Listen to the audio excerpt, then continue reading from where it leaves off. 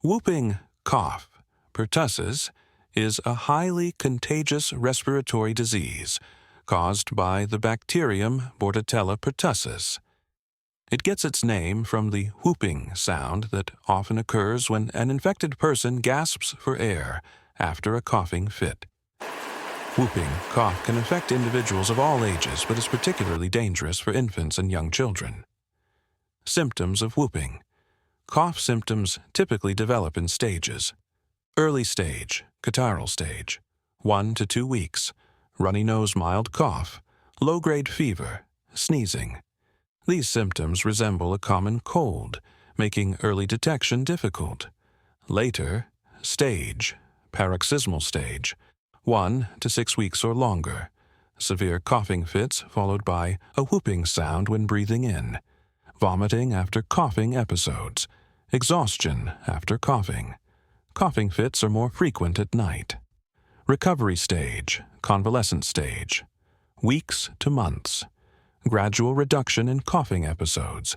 Possible persistent cough for weeks. Global perspective. Pertussis cases fluctuate based on vaccination coverage. The World Health Organization, WHO, reports millions of cases annually, with the highest burden in regions with poor access to vaccines. Local trends. In countries with high vaccination rates, outbreaks still occur periodically, often among unvaccinated populations or when vaccine-induced immunity wanes.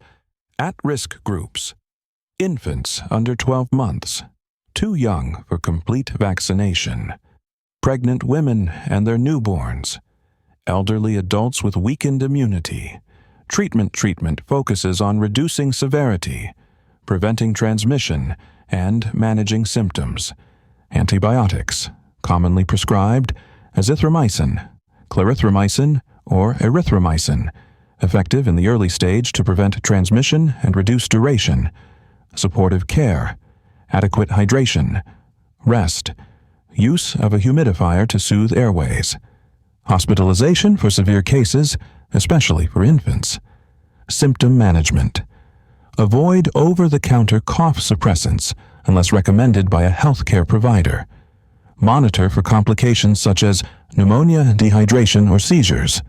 Prevention. Vaccination. DTaP vaccine. For children, administered at 2, 4, 6, and 15 to 18 months, and a booster at 4 to 6 years. TDAP vaccine. For adolescents and adults as a booster. Pregnant women are advised to get it during each pregnancy. Hygiene measures. Wash hands frequently with soap and water. Avoid close contact with infected individuals. Use masks in crowded settings if whooping cough is prevalent. Preventive antibiotics, administered to close contacts of infected individuals, especially if they are at high risk. Public awareness, education campaigns on the importance of vaccination and recognizing early symptoms. Conclusion: whooping cough is preventable through timely vaccination and manageable with early treatment.